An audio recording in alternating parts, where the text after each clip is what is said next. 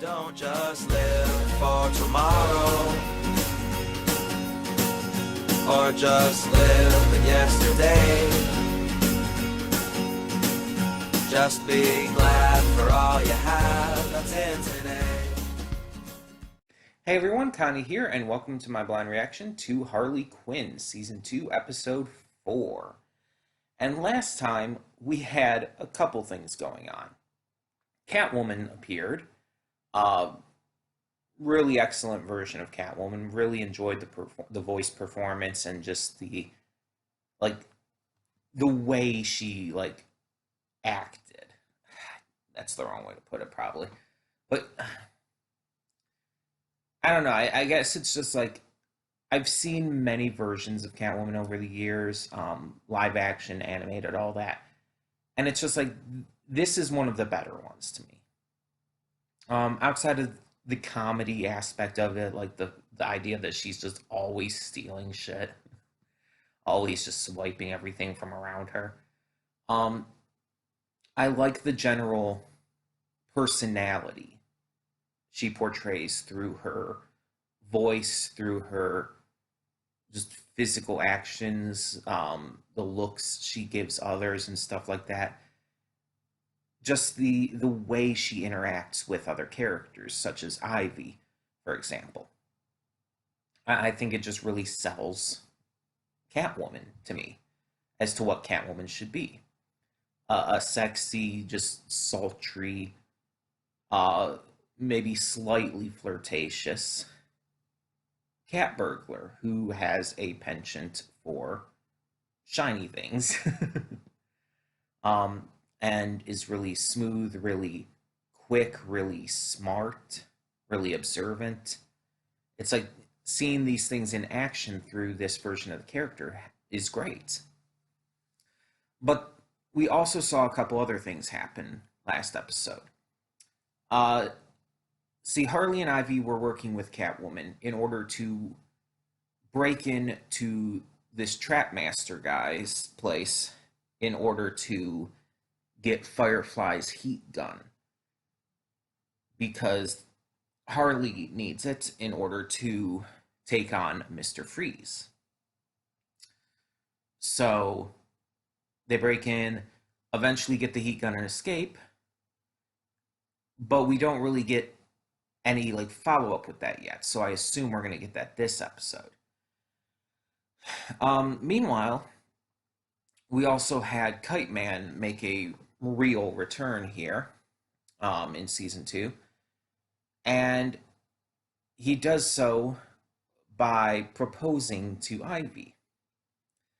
Initially, he wants to get this ring that the Trapmaster guy has in his possession, but when that doesn't quite go according to plan, and things just get messed up further, he just proposes anyway.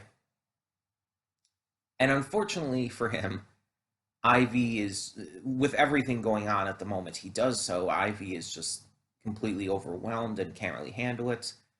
But she does go to him later on and tells him to ask her again, implying that she accepts his proposal. So it seems like Ivy and Kite Man are engaged now, which is weird. Because the thing is, in the context of this show, they actually have a really good relationship.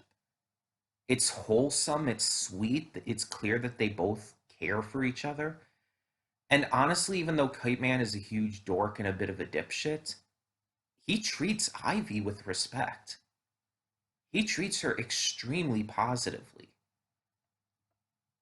And it doesn't even go to a point where he's like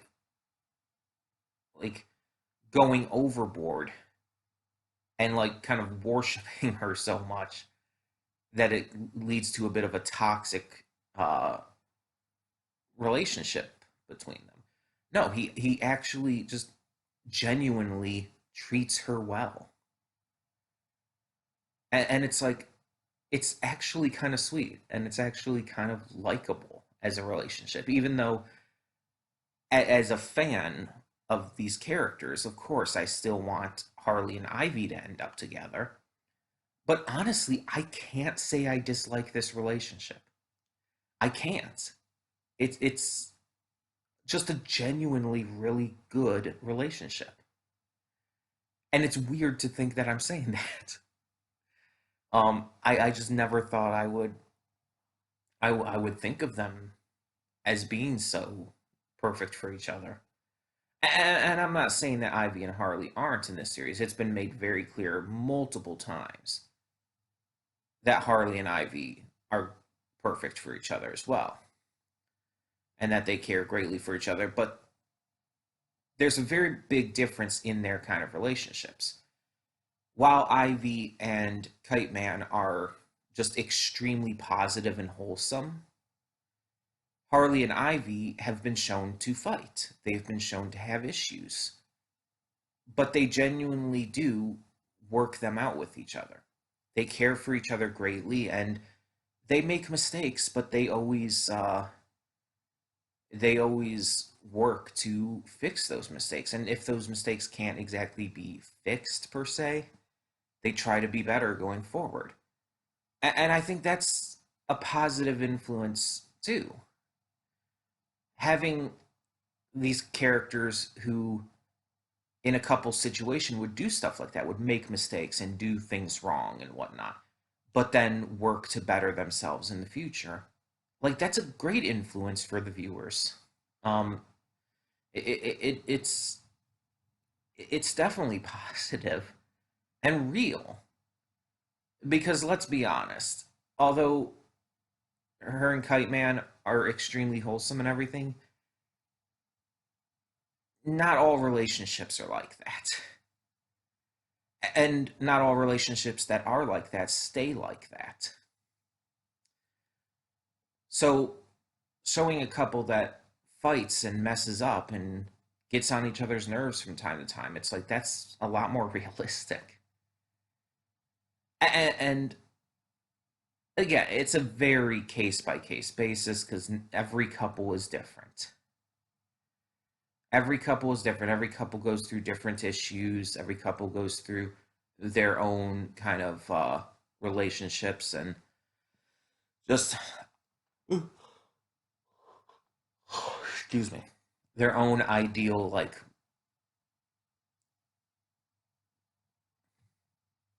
reactions to each other. You know what I mean.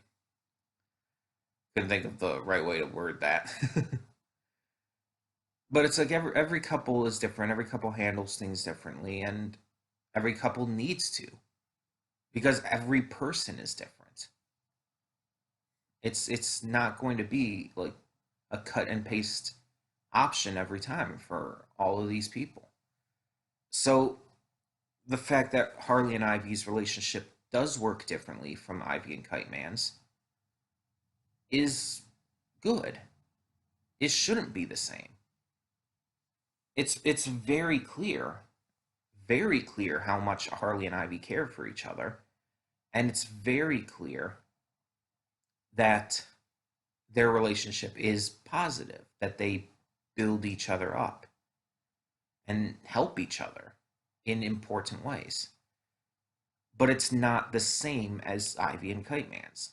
That's all I'm getting at here, and I think that's important to show. So, yeah, I feel like that's probably one of the strengths of this series. The characters, in a lot of ways, feel real.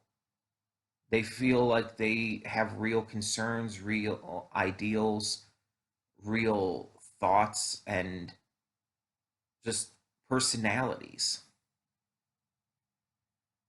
It's like it's not the clean, polished, um, just super well written forms of these characters that you would see in like the comics or whatnot, but instead, this show is giving us characters we can, in some ways, connect to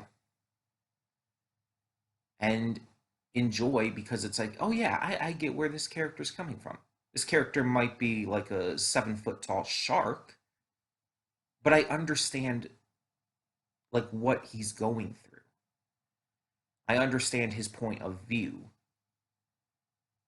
And it's like, that is what is a definite plus about the series. It just is.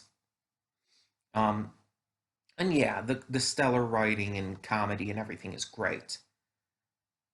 But for me, characters are such a huge part of every series that handling them really well is kind of a necessity for a series to really work, in my opinion. Um, that's why I love shows like One Piece so much, or My Hero Academia, or um, I guess more recently you could use examples like Kipo and the Age of Wonder Beasts or Glitch Techs, because the characters are just so likable and relatable and entertaining and developed in some of their cases. um, She-Ra is another great example. Um, and again, that's what's important to a good character here. So, so I'm excited to get to more of this because I just really enjoy this series. A lot happened last episode, a lot of fun stuff, and I assume we're getting to Freeze in this episode. Um, it would just make the most sense. And considering he's a new character for this season, it's going to be even more interesting. Because we've already seen Penguin killed off, but he was a character from last season. Riddler was in last season too, but he stayed alive.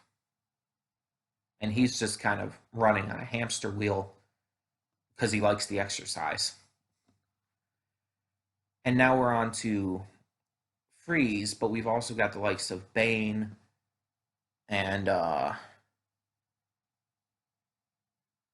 mind is blanking. Bane and others left. With the rest of the Injustice League and everything. And we still haven't seen anything more of Bruce. We still haven't seen any Joker reappearance. There's still quite a bit to get to this season. But I do want to say something real quick. I'm just going to say it here in the pre-thoughts, um, just because I feel like it's probably the best place to say this. I'll probably reiterate it in the afterthoughts, but next month, the beginning of next month, is when um, Miss Kobayashi's Dragon Maid S, or Season 2 if you prefer, begins. And I have decided that Dragon Maid Season 2 will replace Harley Quinn Season 2. So, what that means is that the plan is to finish Harley Quinn Season 2 by the time Dragon Maid comes out, or as close to as possible. So I might start doing multiple episodes per video. And I'm going to say right now, we might even do multiple for this video. We're doing episode 4 here. We might end up doing episode 5 as well. I don't know. That's going to depend on how I'm feeling after episode 4. If I feel like I want to continue on, if I feel like it's a good place to stop or not, we'll see. But yeah, that is my plan, and I don't know exactly how many episodes are in this season. I think there's 10. I think it's 10. Um, and so it's like, if this is episode 4, it's like we could easily finish 10 by July 7th. Well, not finish 10, but finish the rest of the 10. It's something like that. It's not a long series. But I'm excited either way to see where this goes. And although it would be fun to kind of stretch it on longer, the fact that we're also doing Young Justice at the same time, it's like a lot of superhero stuff, and it's like don't necessarily want that to weigh me down too much. So getting through Harley Quinn in the next month is going to be, I think, a little bit of a better decision. Because yeah, it's June 8th today, and July 7th. It's 1 month. So yeah, I can figure all the specifics out, and maybe I can plan something out later. We'll do either 1 or 2 episodes today, though. 4 for sure, maybe 5 as well. We'll see. We shall see. You'll know obviously by the title of this video, so you already know, but I don't. Either way, we're just gonna get this started. Enough rambling on. I've talked way too long. So, when the screen fades to black, pause this redirect and go to the description below. Follow the link to the reaction, and after you watch it, come back here to the redirect and resume play. Because after it fades to black and then fades back in, everything from that point forward will be my afterthoughts and will contain spoilers to the episode, or episodes. So, that being said, thank you so much for tuning in, and I will see you at the reaction. And we are back, and we'll begin with spoilers in 3, 2, 1, now. So, I was looking at the calendar here, and I think I figured out how we're going to have to do this. So, today, obviously, we have 2 episodes. Next week, we'll have 2 episodes as well. On the 24th, we'll have to have 3, and on the 1st of July, we'll have to have 3. And that will lead up perfectly so that on the 8th, we'll be able to start Dragon Maid, which is 1 day after it initially airs.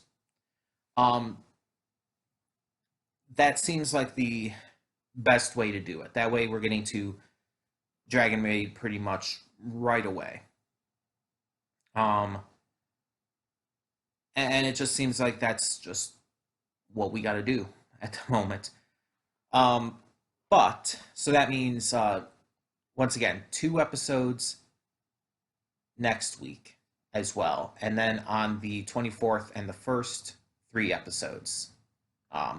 Which can very easily be done and everything. It's just, we'll just have to make it work. And from that point on, it's pretty much like going to be like I'm recording Dragon Maid episodes on the day of. I'm not going to be able to pre-record those just because they come out the day before. So either way. So let's talk about these episodes. So the first of these 2, episode 4, centered around continuing off of what we built up to last time, Harley taking on Mr. Freeze. Once she gets to his place, though, she kind of finds out that he is not really super invested in this Injustice League thing, that he's just doing this just to, help his wife, that everything he's doing is to help his wife. He ends up interacting with Harley and her group, and eventually brings out Nora, who is frozen because of her blood disease. He's keeping her cryogenically frozen for the time being to keep her alive. And it's a little weird. It's admittedly a little creepy. So I kind of see where Harley and them were coming from. Like, not the fact that she was frozen, but the fact that he was like talking to her as if she weren't, and also the fact that there was a feeding tube. I mean, I guess I understand why that could be important, but at the same time, it's like, what? And it's interesting to say the least. But during all of this, Ivy and Kite Man are searching, or not really searching, but trying to get this wedding venue to book them. And yeah, so they're just doing their own thing, having to deal with Kite Man's self-proclaimed nemesis, the Condiment King. And unfortunately, Harley ends up fucking up. Harley unfreezes Nora, breaks the freeze gun because she thinks that Mr. Freeze, that Victor, it just froze his wife and all because he's a creepy weirdo who gets his rocks off by freezing women. Um, but when she finds out she's wrong, she's like, "Oh shit!" And it's like, I'll get on calling Harley," which she does, or calling Ivy, which she does, and Ivy comes in to help. Kite Man brings her the plant she needs, and she makes a serum to heal Nora. Um, but it'll only work if a transfusion is given. And due to her having a rare blood type, the blood type needs to be changed in someone else. So the serum injected into Victor's arm changes his blood type so he can transfuse it into her. Unfortunately, this ends up killing Victor. Um, so Mr. Freeze dies pretty quickly after he's first introduced. Like, he was introduced at the beginning of the season, and it's like he's already gone. Like, not even halfway through the season. And Nora survives, but is just kind of grieving now. Um, it'd be interesting if she ended up becoming a major villain going forward. And then there's the second of these two episodes, episode 5, which honestly was more interesting to me. Not that episode 4 wasn't, but episode 5 was much more interesting to me.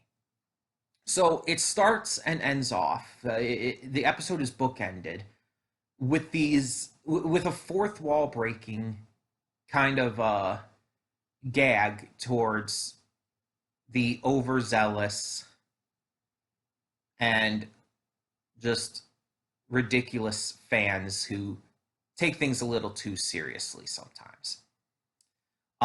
We see these fans who are are talking about the Harley Quinn show, and it's funny. Young Justice Outsiders was shown right next to it, and it's really funny because I'm watching both of those shows at the moment. I'm reacting to both of them at the same time, so that's really funny to me. But either way, um, so we see these two talking about watching the show. The one guy's just like, "Oh, why don't we watch this?" And the other guy's like complaining about everything in it, and pretty much all of his complaints are sexist bullshit. Like, really, really sexist, horrible shit. And that continues into the ending part too.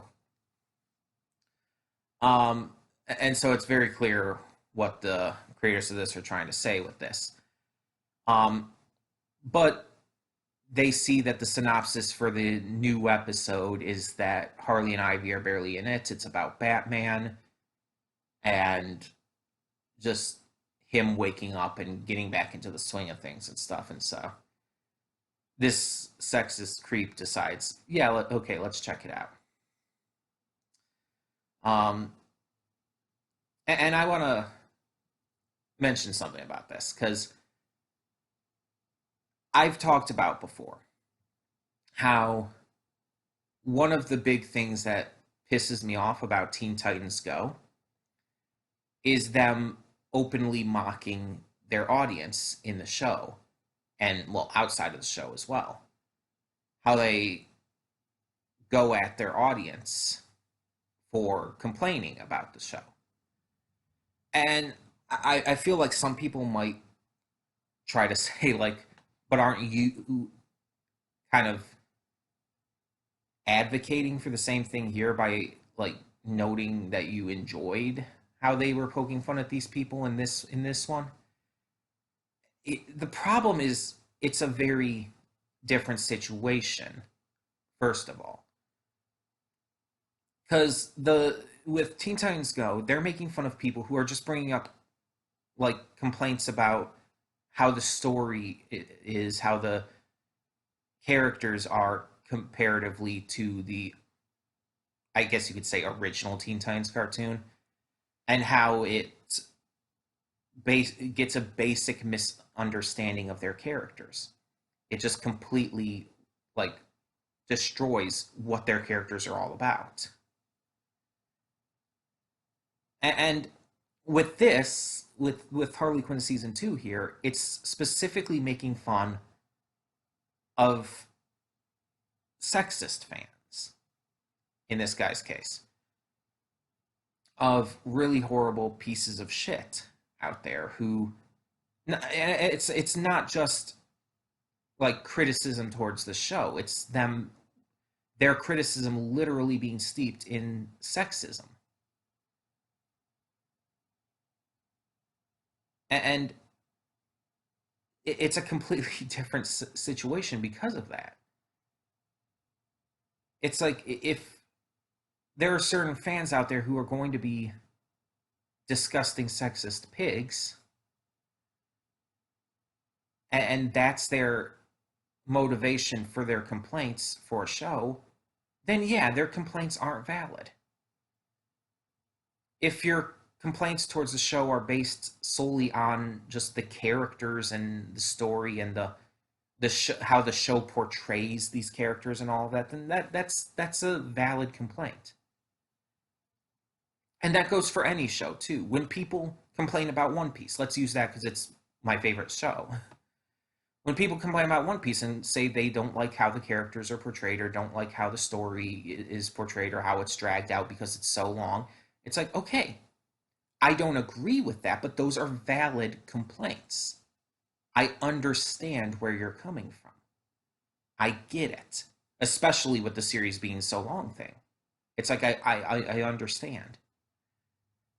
But if someone were to say like, oh, I don't like One Piece because the crew has two girls and it should be all guys, then no, there would be no validity to that because that's just sexist bullshit. See how it's a completely different scenario there? How the situation changes and how the reaction to the situation, even though it's basically the same kind of general scenario, it changes based on how the people within the scenario are acting and their motivations and reasons for acting that way. So it's a completely different scenario, and really only one of those fans was even like being made fun of there. The other guy didn't really seem to have an issue with. He was just, in fact, he was actually trying to see what his, I guess, friend was talking about. He was like he seemed confused by his reactions and everything too. It's like, wait, you posted this review? Did you? it's it's really only the one guy who was the issue there, but he definitely was the issue. But it's again, it's making it clear that it's talking about a very specific group of fans who are just sexist pieces of shit. It's not talking about all fans who are complaining about the show or whatnot. It is literally talking about a very singular group.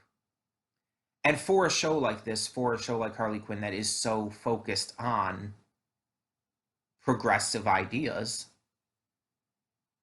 and very much makes that even a point in the series, like an actual part of the characters and how they act and react and everything.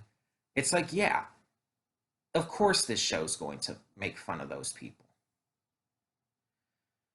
But, anyways, there's more to talk about with this episode. So, episode 5 features Bruce Wayne waking up from his coma and wanting to get back into action. He wants to resume action as Batman, despite the fact that his body's in a really bad state. He finds out about a couple of other heroes working during this time. The Macaroni, apparently this British-themed hero with a giant-ass wig, and Batgirl, who we met a few episodes back. And he doesn't like it. He, especially Batgirl, because she's wearing the bat symbol, and he feels that if she does anything wrong, it could harm the work he's trying to do as Batman, which I guess I get. I understand his point there. Um, he's he's worked a long time on trying to, strike fear in all these villains, and it clearly works as we see with Two Face because he's so afraid that he's willing to actually work with Bane, who he was not willing to work with before. Um, but after Bruce gets a suit made by Lucius Fox and goes out against Alfred's orders to try and be Batman, he ends up getting very hurt. Bane shatters both of his legs, and it's actually really fucking gruesome.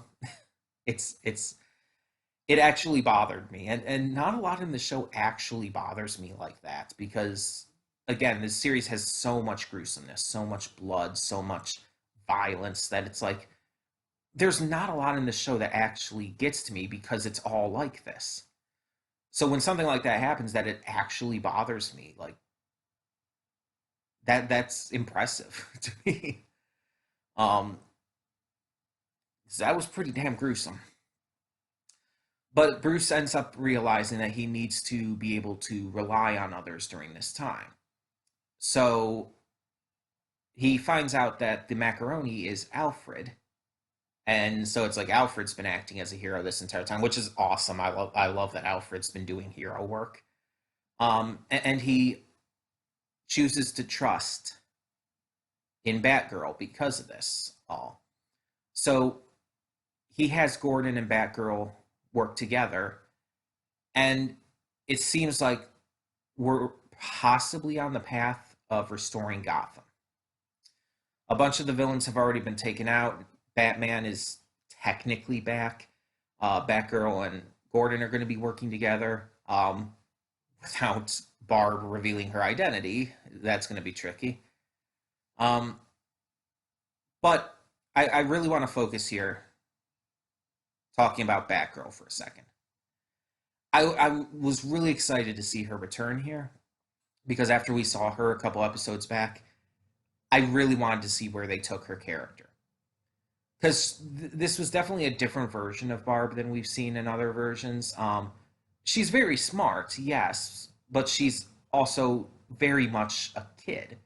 She's like what, 18, 19 years old, something like that? Maybe up to 21, because she is college age. Somewhere between, I'd say somewhere between 18 and 21, somewhere in that range. She's still young. She's a bit of a goof. She's a fangirl. She's relatable. And I think that's why I like her so much. Because she's a likable, relatable character who any of us who have ever been big fans of a celebrity or even just big fans of a cartoon or anime or video game or whatnot can relate to. On top of that, they made her very modern in this series. Having her live stream her bat work is hilarious, and I love it so much. I just love that idea, and the idea has been done before of superheroes live streaming or photographing themselves doing hero work. Spider-Man's done it. There's villains who have even done it. There's this Spider-Man villain who's in the PS4 game who did. I can't remember her name right now. But this kind of concept's been done before. So it's not new, but I still like that they did it for Batgirl. And with what we saw of her in the Riddler U episode, I think it really works. I think it really works for her character, and I just think it's really fucking funny. I legitimately think it's just that funny. But it also makes me like her and makes me connect to her because I get it. Like I'll be eating something and I'll take a picture of my food sometimes. Or like whenever I like go to church nowadays, now that I'm going to church again, now that it's opened back up, at least partially opened back up. We're still taking precautions and everything, but I like to take pictures during service. Whenever I go out and uh, do stuff, I would take pictures. Go to a convention, take a lot of pictures and videos, of course, because I like documenting that kind of stuff. And it's clear here that Barb is passionate about doing this hero work, about following in Batman's footsteps. And so she wants to document that.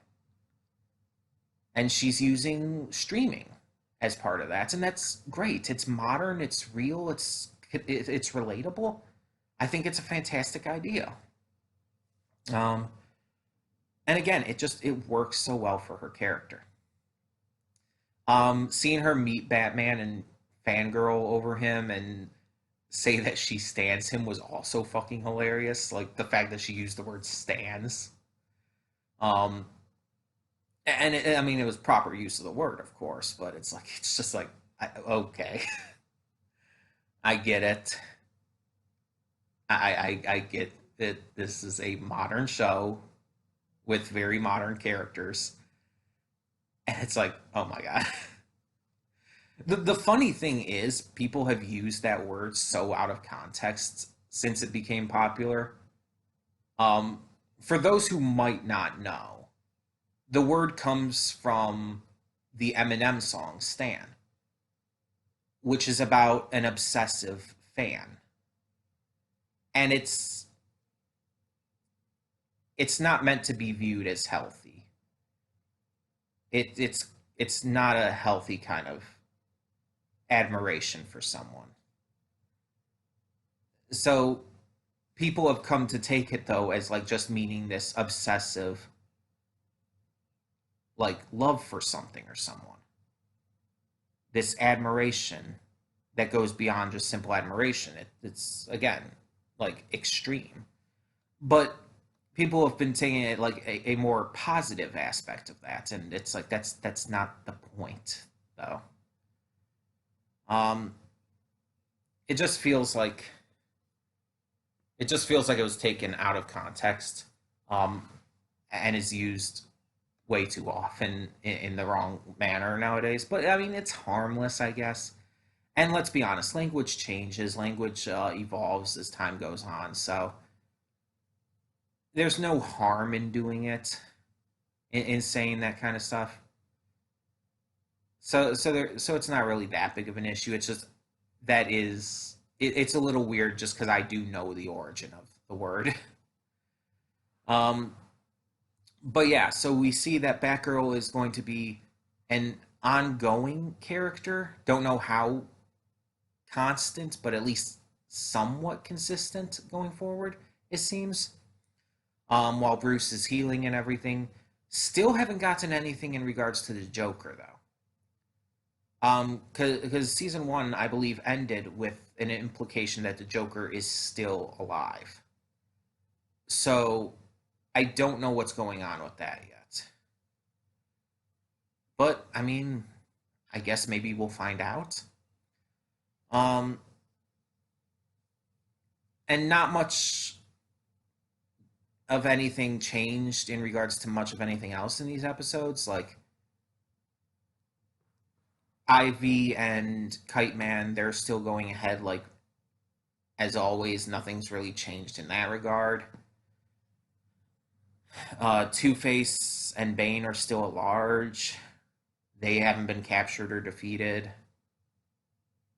And it's like, I mean, again, outside of everything I already talked about, nothing really changed that much in the dynamic of new Gotham at the moment.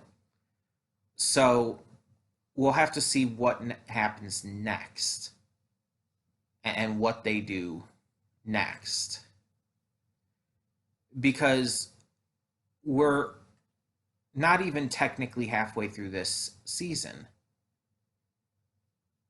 And there's still a lot to go, I feel. Even though we're almost done with the Injustice League, I feel there's still more coming. There's still a lot more coming that's going to be pretty interesting, I hope. So we'll see. We'll see how it goes. But in the meantime, tell me in the comments below what you thought of these two episodes of Harley Quinn Season 2. And thank you once again for tuning in. As always, Leave your comments down below, but no spoilers. And for now, I'm Connie, and I'm signing off. See y'all next time.